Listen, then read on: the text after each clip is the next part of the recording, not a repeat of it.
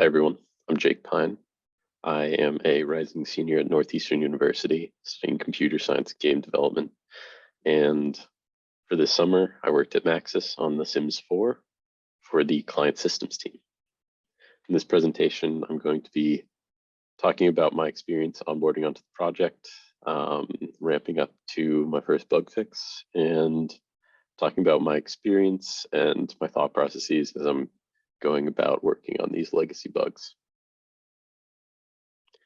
When coming onto any new project, there's a lot of onboarding that takes place, and The Sims 4, with how large and old the code base is no different. There are plenty of proprietary tools that The Sims 4 uses for lots of their setups, their workflow, updates, launching the game. There are a lot of uses for each of these tools, and learning what each of them does and how to use them, along with how they work in the overall workflow. So after onboarding onto the project, doing a minor bug fix, which got me the experience of running the auto smoke tests and putting the change lists up for review and actually submitting the change. This got me prepared for development on my future bugs. I'm going to start off by walking you through the first main legacy bug that I worked on, known as the cast genetics bug. So what was happening is children, when generating based off of the parents' genetics, they would often have hair color that did not seem to match either of the parents. And pretty quickly, could pin down that this was due to the fact that parents have many more available hair colors than children do. So if the parent had one of these adult exclusive colors, then the child doesn't have any way of matching their hair color. So they must randomize from the available colors that they have.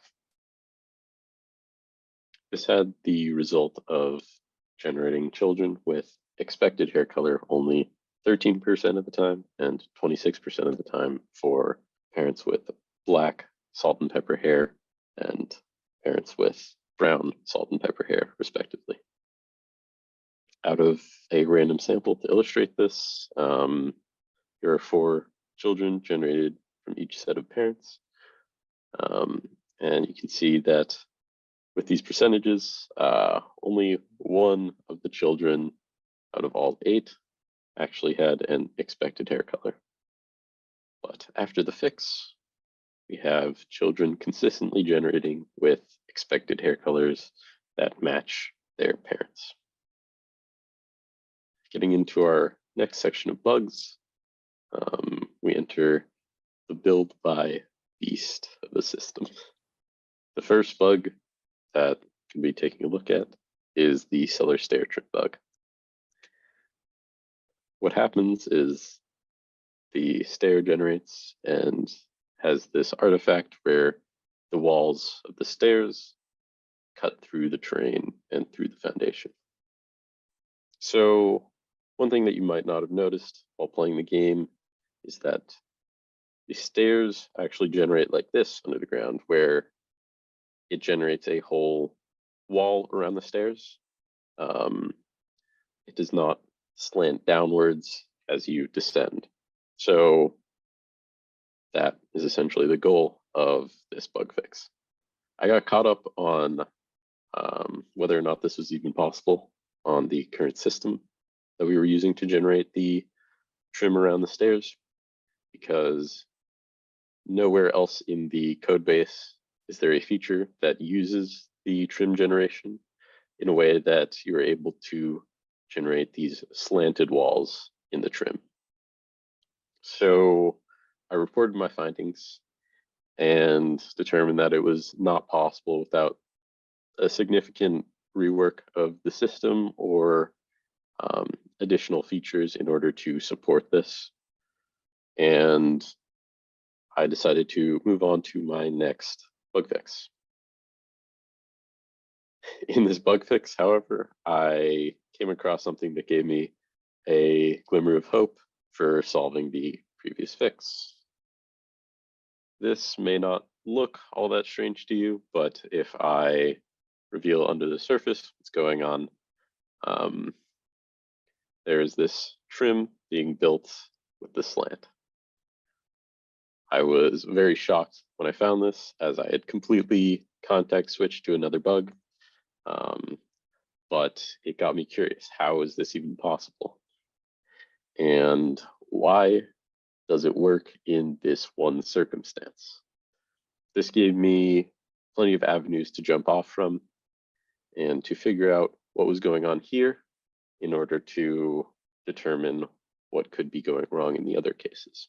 So after exploring a few different options, I eventually came to the conclusion that it was this one method of a very similar name, a very similar usage, but two very distinct use cases. The function that was currently getting called was getting the tile coverage of the entire stair. So that's from the top of the stairs all the way to the edge where the bottom of the stairs are. Whereas what we wanted it to be grabbing was the specific cutout that gets cut out from the floor, those three tiles.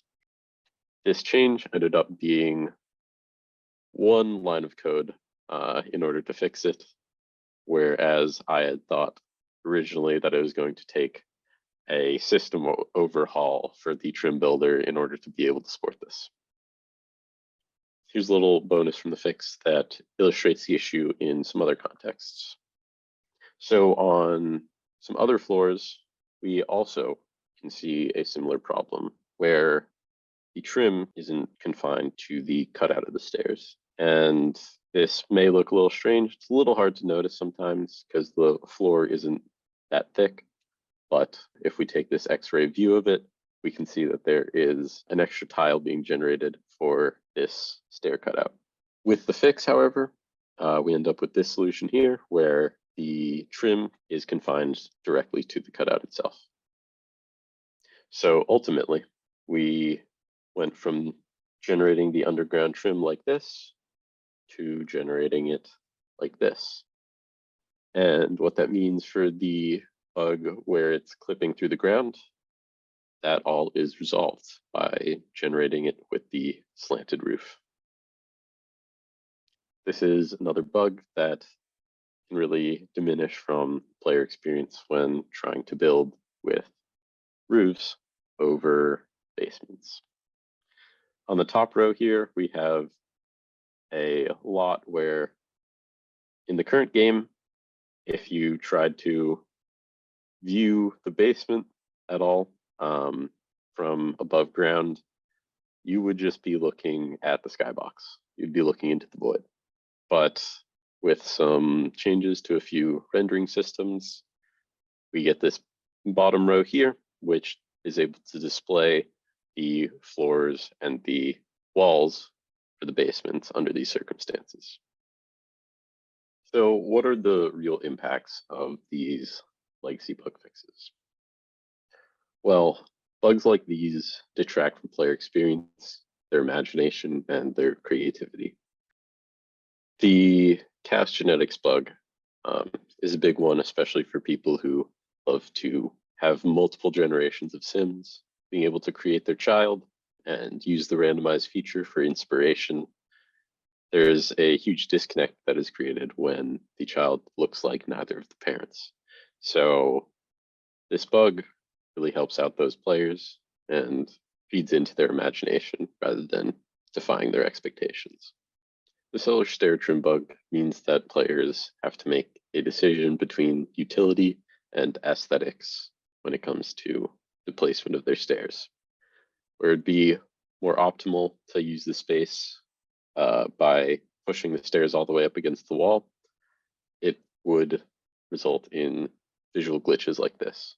But with this new fix, players don't even have to make that consideration. They can do it just like normal.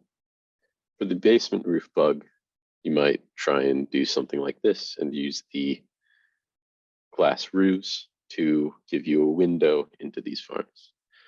With the bug fix, we are able to do that without any artifacts of the skybox or the void that you're peering into. And you're able to see clearly into the build. These legacy bugs gave me landmarks to aim for as I explored through the vast code base. And once I got a handle on some of these systems, gave me footholds to jump out and touch some new systems. Thank you to everyone in the client systems pit here at the Maxis Redwood Shores office. You all have made me feel very welcome and a part of the client systems and Maxis family.